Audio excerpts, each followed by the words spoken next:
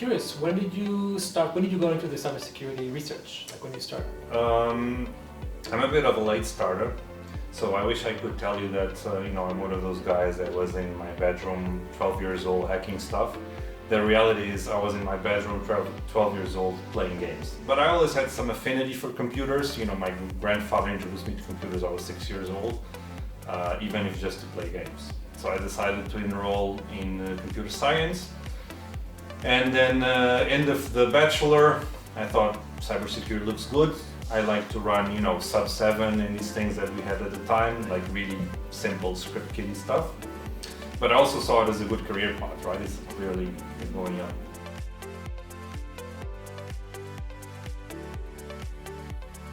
What would you do if you were in 2022 coming into security research? So I think the most important thing, I think, if you want to do research is to get started, okay? I was never a big fan of CTF. Why? Because I think I prefer to spend the time, instead of looking at CTF, to look at a real product. Mm-hmm. And the difference is, I find some people who are very good at CTF, they're not able to do this because they're too much in that mind of playing a game, and they know there's something in the CTF they need to find. Right. Whereas in the real world, you never know. Right.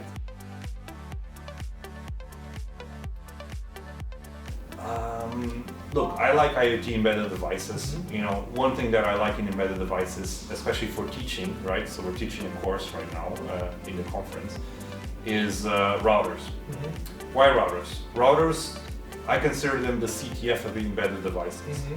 because they have all the technologies that you have in smaller embedded devices and all the technology you have in bigger ones, like that big TV there, right. Or an air conditioning system, it's or an industrial system. It's exactly.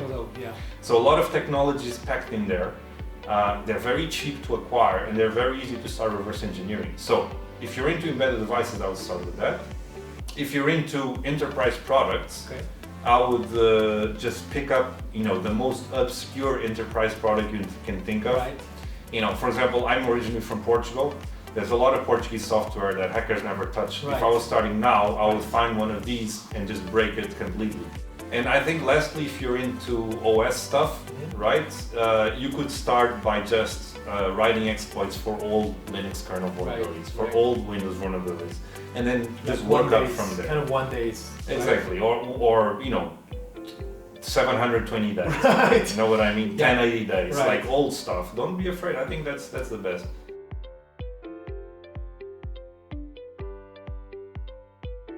I get a lot of guys that I know, younger guys come to me and say, oh, should I take this job? They're offering like a lot of money, and this job is much more interesting, but they're not offering good money. I always say, take the not interesting job. You should always go for the job that is the most fun. This is what I apply in my life, I think if you do a job that you really like, you have passion, you wake up every day, and you wake up and you're not thinking, I have to go to work. Right. I have right. time to start owning stuff. Yeah. Then if you go with this attitude, the money will come. Yeah. Because you'll become good at what you like, and the money will just start rolling in, and you won't even notice it. So, Pedro, thanks very much for your time, and I hope you enjoy TyphoonCon and Seoul. And no, my pleasure. Thank you very much for having me here. Always a pleasure. Absolutely. Thanks.